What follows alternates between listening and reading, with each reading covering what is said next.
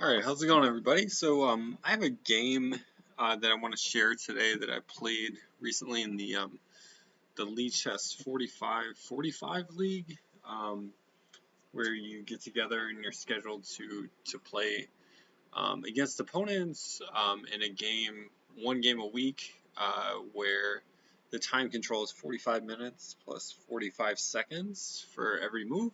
So it's a good way to get in some long games, which most people say is the best way to improve at chess. And yeah, produces interesting games. This is the game that I had against this person whose screen name is this random string of numbers. I don't know what it is, but in any case, they were rated 2056. I was rated 2063. This is in the classical rating on Lichess. Um, yeah, we'll get right into it. So they played d4, and right now against d4, I'm playing uh, I'm playing knight f6, and if they go for sort of mainline stuff, I go for the Banco Gambit, which my opponent went for. I looked at a few of their games before, and I was expecting them to do kind of mainline stuff, which in this case would be like here, g6, knight c3, bishop g7, e4, castles, knight f3, queen a5, bishop d2, bishop takes a6, this kind of thing. Um, but they did not go for that. In fact, instead they chose a line which I was not expecting based on their game history on Lichess. But they chose a line that is actually pretty tough. So I'm not an expert or anything in the Banco Gambit, but um, yeah, for me personally in my games, this sort of half accepted Banco Gambit, these types of positions have been the sort of positions that give me the uh, most sort of fits, I guess I would say. So yeah, we got one of these, and then they went for this E4 line, which is called like the Zaitsev system. Totally playable line, produces some really interesting positions. And I don't know the theory here a lot at all. So if you um, if you watch some of my other videos, you'll notice that um, given my playing level, and I think people below my playing level, I don't think there's a big um, need to spend a lot of your time studying opening theory, given that most of the time you can just sort of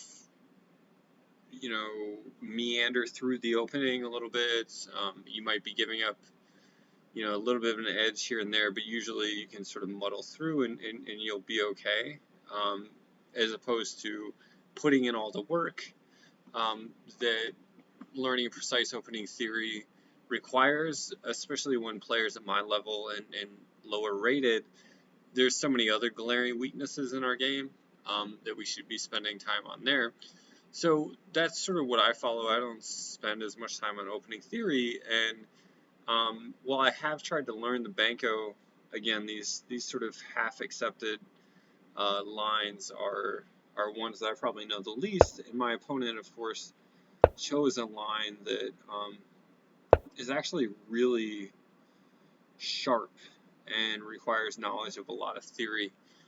So they went for this bishop c4, and just for anybody who's interested, you can't play takes here because white has queen e2, and you can't retreat your knights because of mates. And if you can't retreat your knight, then you have to do something like try to prop it up, but then they just win a piece, and this is no good. So instead of that, after they play e4, you want to play d6 here. So yeah, they chose this line bishop c4. From what I was aware of, the most challenging was like bishop, bishop f5, putting further pressure here, where something like this is the way to go. And I actually wasn't terribly concerned about this move, bishop c4, but that probably mostly just reflected my lack of knowledge of the theory here, and you'll see what I mean. So I'm playing my moves, and my opponent, I'm taking some time because I'm sort of vaguely aware of the theory up until here, but I wasn't quite so certain. But my opponent is just like banging out all their moves, and this got me concerned. I was like, you know, they're better prepared in this line than I am, and I'm going to run into some opening trap. And especially in the next couple moves, they played really quickly. They played this move e5, and I was just like, okay, it takes.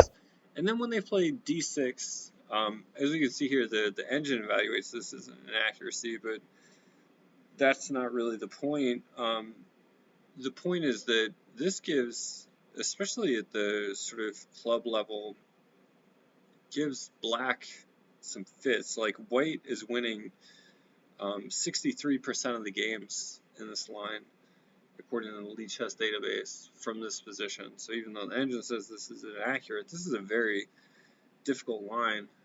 And here, because my opponent was just banging out their moves so quickly, I was like, all right, my general approach when I feel like I'm getting out prepared in an opening is to try to look for maybe not the best move, but a second best move that will be close enough that uh, that could throw my opponent off and take them out of their preparation, because it's much better to play somebody who's rated 2000 on Lichess in the classical rating as opposed to computer preparation, which is like 3300, right? So, I mean, I knew that I just knew instinctively that e takes d6 was objectively best, and it turns out it is objectively best. But I didn't know the line here, and I thought a lot about this move, and I kept seeing like, okay, why is my opponent so sure? Sort of, what is the problem? And what I really focused in on was that it was going to get really concrete after something like this: e takes d6, bishop g5, and then queen f6 to come, putting pressure here, putting pressure over here. They've got this pressure here. If I try to defend here, what is against this? What is going on? Like, this just felt very sharp, and I felt like I was just going to get out prepared in this line, and I had to do something fast. It seemed like, just to come up with something else. Like, so even though I knew that objectively this was best, it was a practical decision to do what I did next, which was I played knight a6. And according to the database, the Lichess database, this at the club level gives players slightly better chances from the black side, and probably for the exact same reason that um, that it sort of worked out here. And the point is, white is currently threatening this fork, and this move knight a6 just takes that away. As you can see, the engine does not like this move, because instead of, as compared to this e takes d6, which effectively gives black a slight edge, this move knight a6 actually gives white a pretty clear advantage. And yeah, we'll sort of see what happens. Well, the important thing here was that my opponent started thinking for the first time in the game. So I was happy when they stopped banging out the moves. But just for interest's sake, before we get into how things went from here, let's actually just look at what I needed to know to play this line e takes d6. So it turns out black is doing totally fine, but they have to know like 18 moves of theory. So let's look at this. Bishop d5, knight b d7, and here a couple moves, queen b3, and we'll also look at knight takes d6 as well. But queen b3, queen b6, we get this capture at f7. We get this move putting pressure again here, here. Trade knight for rook. Get the bishop out of the way. Attacking the queen trade. F3 defending against the attack here. And then e5. And black has a pawn here, as well as this massive pawn center in for the exchange that they've given up. And according to the engine, black is like -2.5 here. So black is doing great.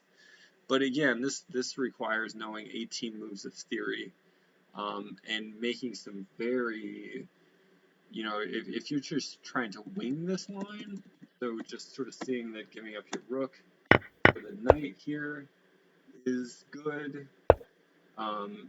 Having your king in this weird position, that's okay, with queens still on the board, trading queens after you've given up, like, figuring this out over the board, yeah, I'm just not that good, and I don't know how many people, especially at club level, are going to be able to accurately figure all that out. I mean, this is definitely a line where knowing this theory would have been helpful. But yeah, let's look at another aspect of this line. So instead of queen takes b5 and taking the rook, black could have also taken, sorry, let's go here. Bishop takes f6, queen takes f6. So again, this is just a case where my opponent had a couple branches in this theory tree. So not only did I have to be prepared for that last line, but I needed to be prepared for this weird line too, where my king goes to c7. They take a rook here, and I have to see that, hey, I've got this threat over here. And if they try to castle to get out of that, then we have bishop h6 winning the queen, and black is like -9 here. So black is like totally winning, but again, just a crazy sharp position to go into and make all these moves without knowledge before the fact is very tough. So instead of castling long here, white could also try queen takes h7, just getting out of the line of this rook. But then there's queen f1 check, king d2 takes there, and again black is like -8. So again, extremely sharp, hard to figure out over the board.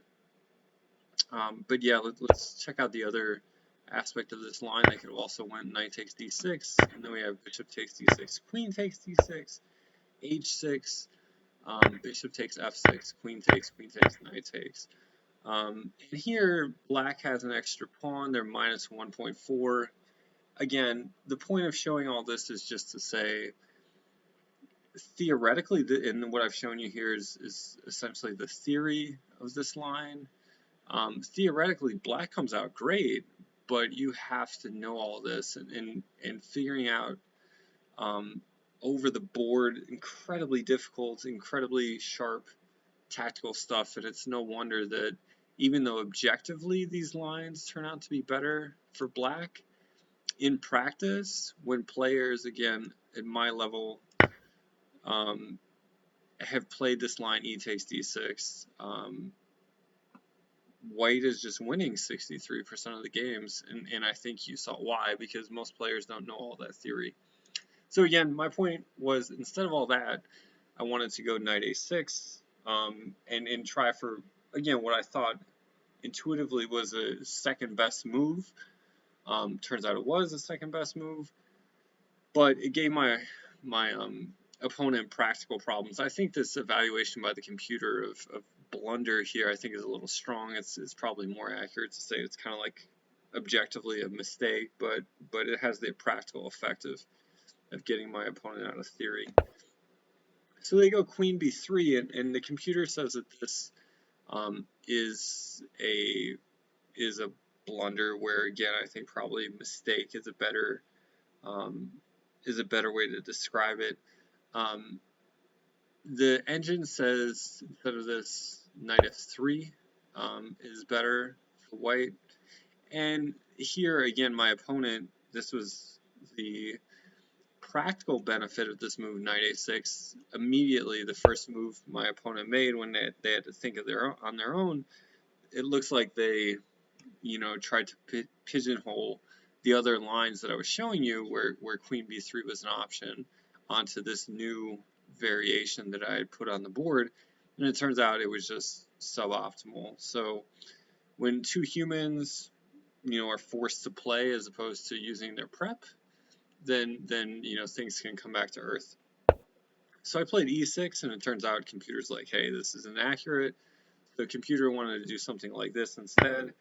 And of course, I considered bishop e6, but it was precisely this kind of situation where we have the pawn, the queen, this knight right around my uncastled king, that intuitively I was like, man, that just feels really weird. But again, I just sort of stopped here and was like, intuitively this feels really weird. But had I calculated a little bit more, you could have seen that, we would have had something like this, which is totally fine for black. Black is doing totally fine in this line. It's pretty much even. But instead of trying to go for that, I just tried to block out black's or white's queen bishop battery. They play this move bishop g5, and as you see here, my opponent is on their own. They're making inaccurate, suboptimal moves. So even though this move knight a6 was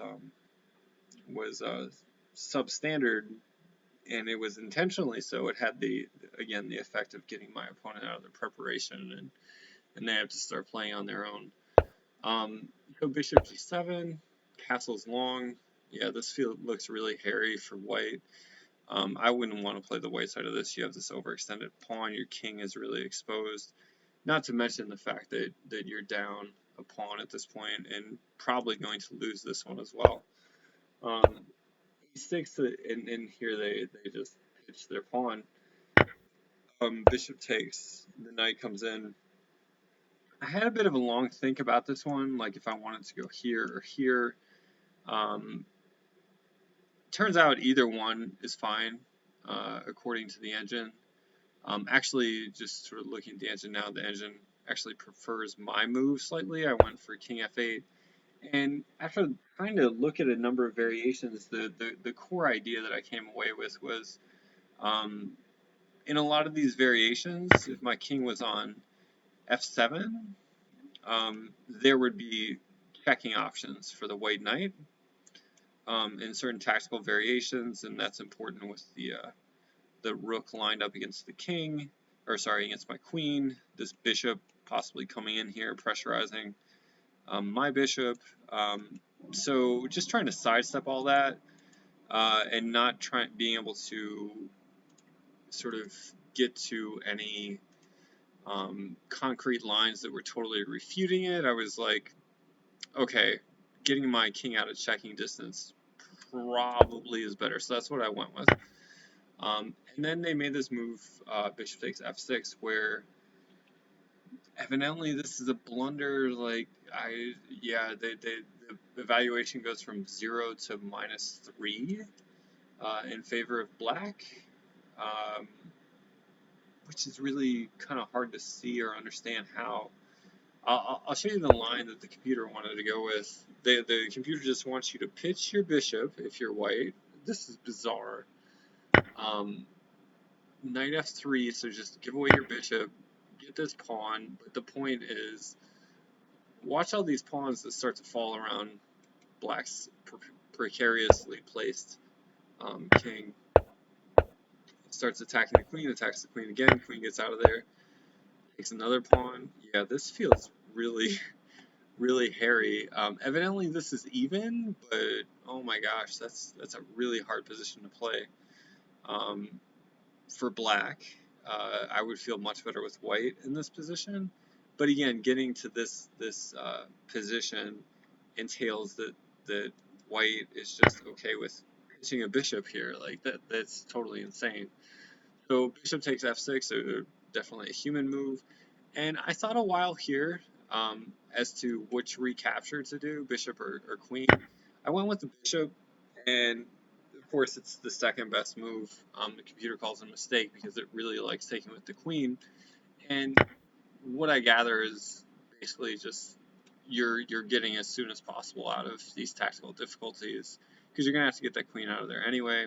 Um, and yeah, that's probably basically the point. So anyway, I take with the bishop, and then I got all concerned that, they were on my bishop, and I shouldn't have. I played bishop g5 check, and I was thinking, okay, they could take here, get my queen out of the way of the rook, and do it with check.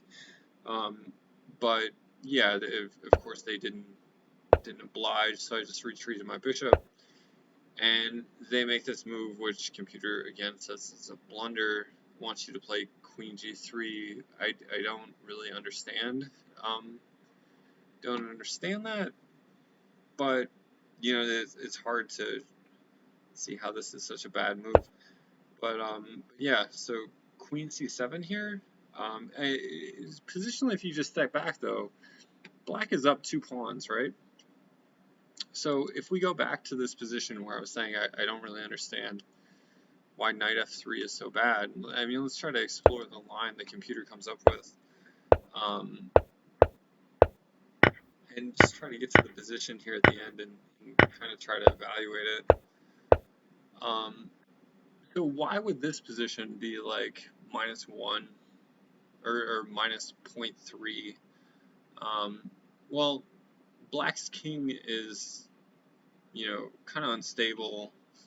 I mean, it's in a weird position, and especially their rook and their knight are oddly placed. So even though they have a material advantage, and white's king is not terribly safe, um, it's going to take black a lot of time to get out of this position, and that has to give white some compensation for their pawn.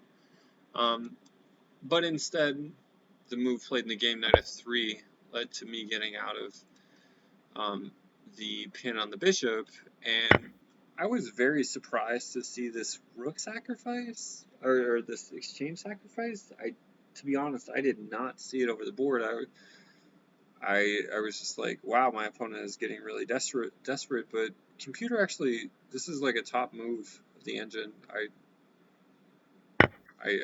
don't understand.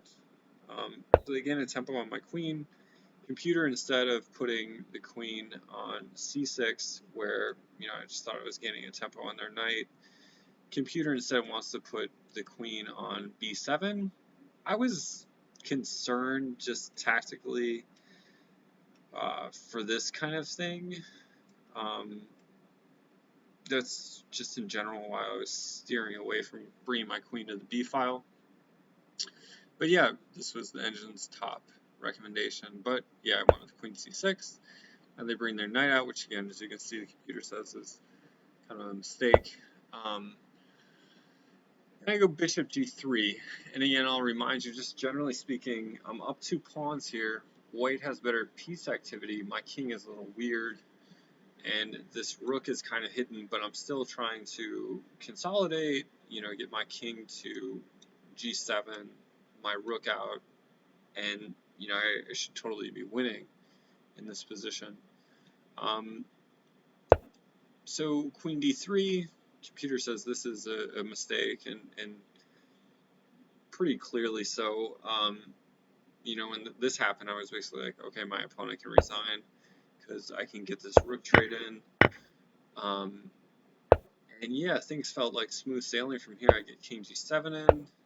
I reroute my knight, get it to more active pastures. Even though I'm sort of giving up a pawn here, it doesn't really matter because I'm unwinding And here I got a little concerned, just unnecessarily concerned here, um, and started to be a little bit cute. Um, and in particular, I did not evaluate when I made this move, my opponent's next move, which was this. Like when this happened on the board, I was like, oh no, did I mess this up?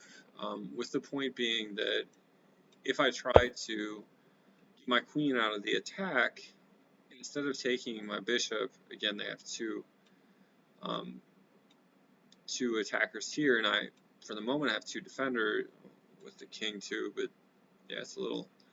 My defenders are weird, right? They're my two of my three defenders are two of my most valuable pieces, and my opponent can eliminate my least valuable defender of the bishop, so I was very concerned.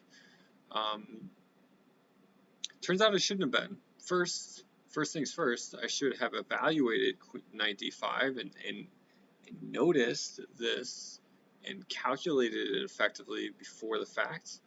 So that's my mistake, but turns out knight d5 on my part was okay.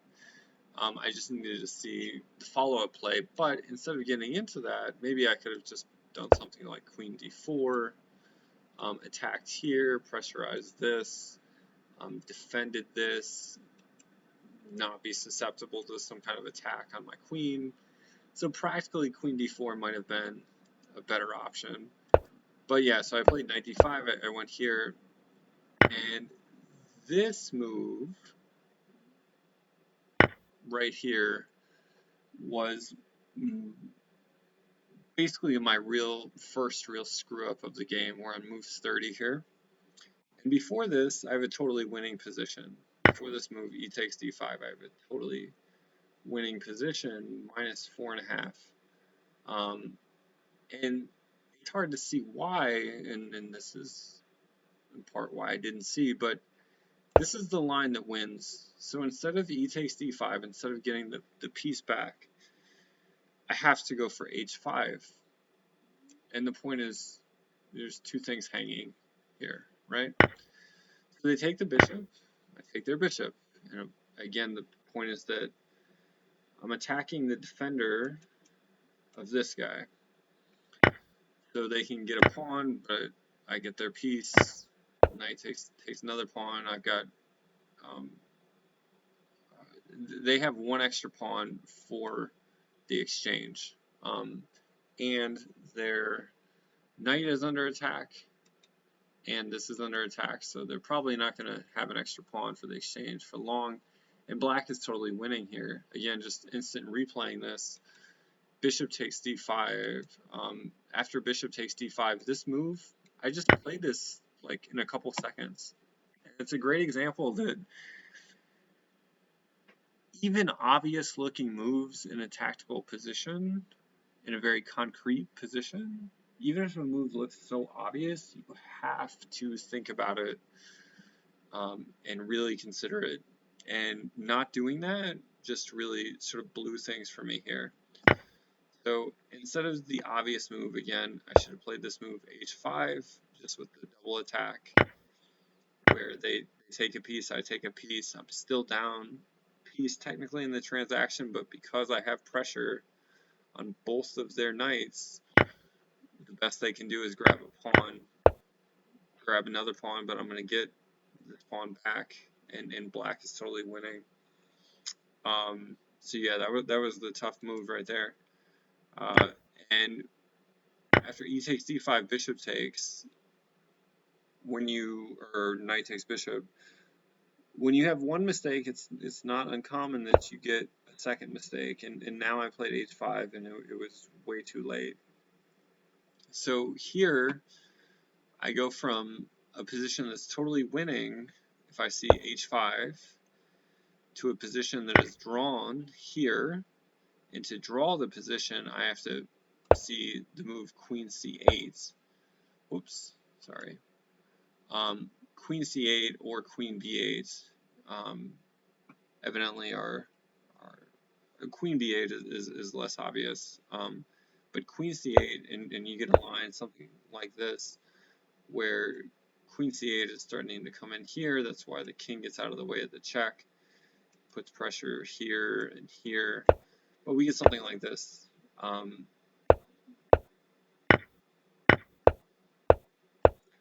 And at the end of this, black has this passed pawn for the material disadvantage of rook against two knights. And objectively, this should be equal according to the engine. But that's I've got to see this line queen c8. Being a human though, I just think, hey, if I can attack the knight that's back here, I should be fine. And I did not see my opponent's next move, which is a really strong move. Queen e5, and basically it was the only move to give him an advantage. Otherwise, black is totally winning here. But they found it, and tactically the point is that wherever this knight jumps on the next move, it's double check. My queen is hanging, or my rook is hanging back here. It's just a nightmare tactically. So the rest of the game played out king f8, and I'm just down a piece for a pawn, and I resigned here. So yeah, I played 30 moves out of a opening line that was very tough, very tactical. I made this really, I thought, practical decision with knight a6, got my opponent out of their theory prep, and played an otherwise decent game. Again, up to move 30, and I don't know, like just this, you make moves too quickly in a tactical position. These seemingly obvious moves to just blow the game for you. So, yeah, let me know if you guys, have had instances like this. Like these kind of losses are definitely the worst when you're in a game that is just continually getting better and better for you, and you're sort of just grinding it out, and then you lose tactically because of a move that just looks obvious, and not only do you make this move, which gives away your -4 advantage, but then you make this move, which takes you from a position which is objectively equal and just throws it away. They're two human-looking moves, right? This move just attacks the two unstable-looking knights, but fails to account for this, is what my opponent played.